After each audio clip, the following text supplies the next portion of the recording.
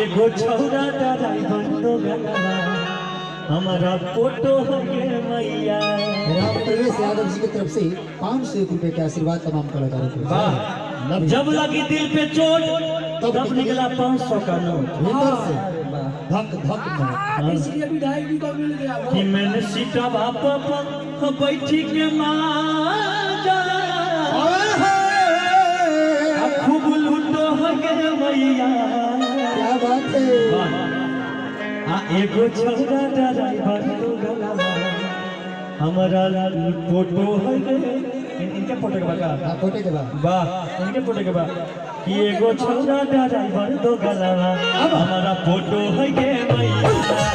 एगो छौरा ड्राइवर तो गला हमारा फोटो हो गए मैया। मैंने सीधा बाबा को बैठी के माथा लूटो हो गए मैया। मैंने सीधा बाबा बैठी के माथा लूटो हो गए मैया। फोटो बाबा ड्राइवर तो गला हमारा फोटो हो गए मैया। एगो छौरा ड्राइवर तो गला हमारा फोटो हो गए मैया।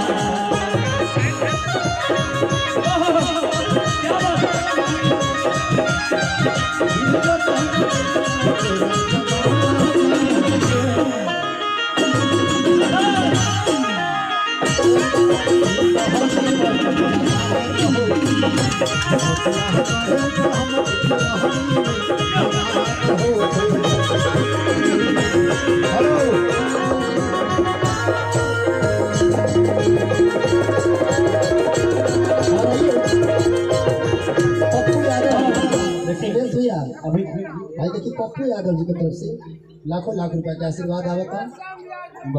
हाँ इधर ध्यान भाई तेरे एकरा में डीले काहे नहीं देते तरह।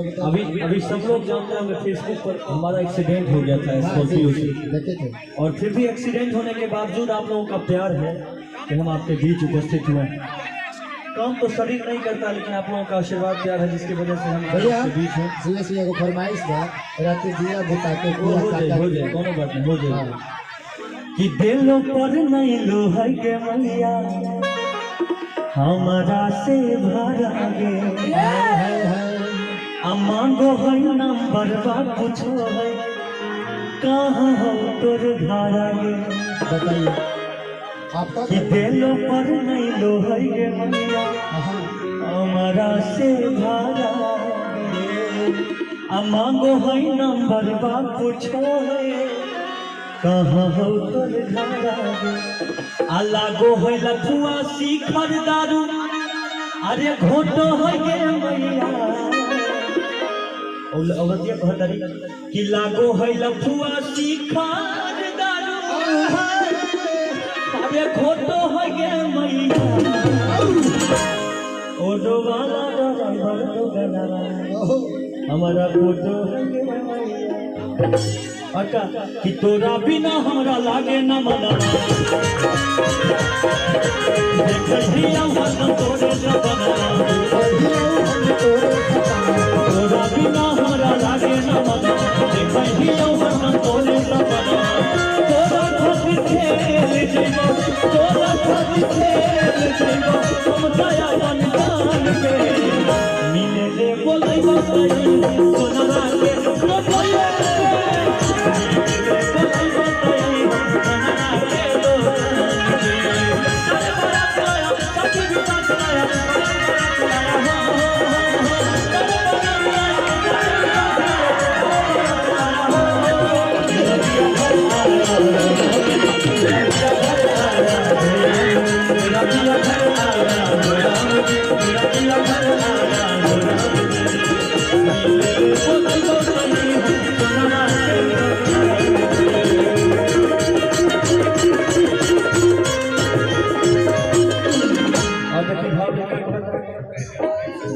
तोरा से बात का जावा मुलाकात का जावा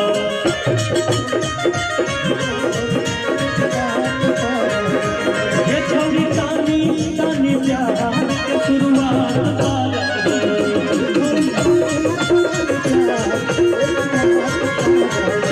तोरा से बात का जावा मुलाकात का जावा ये छोड़ी तानी तानी प्यार के शुरुआत का जावा।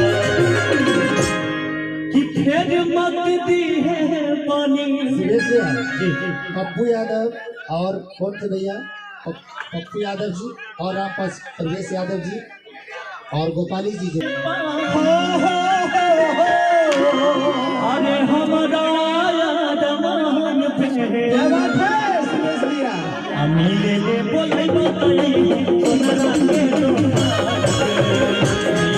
बोले बताई सोनरा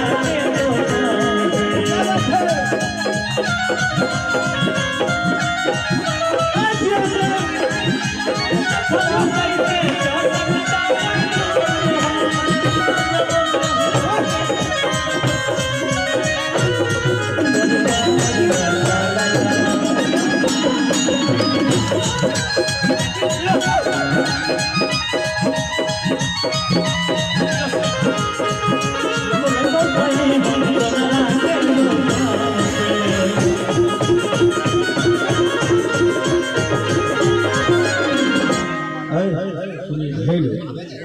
कि जे होता देखल जैते सन लीहे तो बेटा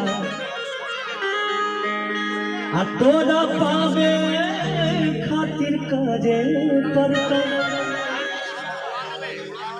करबे दिलपा किया मंगल बेला सिर सवा किया मंगल बेला अरे झुका यादव जी का बेटा है। क्या बात है चिपक के लेता ऐसा तेरे पर चुमा लेता हूँ यादव जी का बेटा कि जब मैं आई सुहाग वाली रात रे क्या बात है उसने चुमा से किया शुरुआत।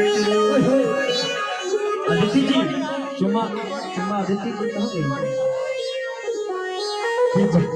जब मैं आई सुहाग वाली रात रे उसने चुमा से किया शुरुआत। क्या बात है क्या दूरी बनाए लगे कोरोना है। ए भैया हमनियों पर तनी ध्यान कि जब मैं आई सुहाग वाली रात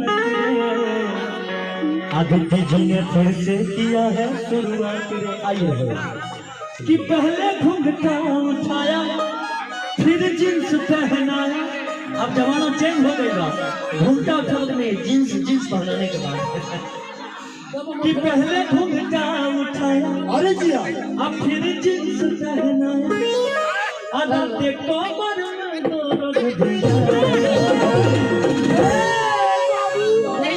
दर्द दिया बुता के पिया क्या किया। बड़ा अच्छा शिवेश भैया लाइन बोले हैं और कहना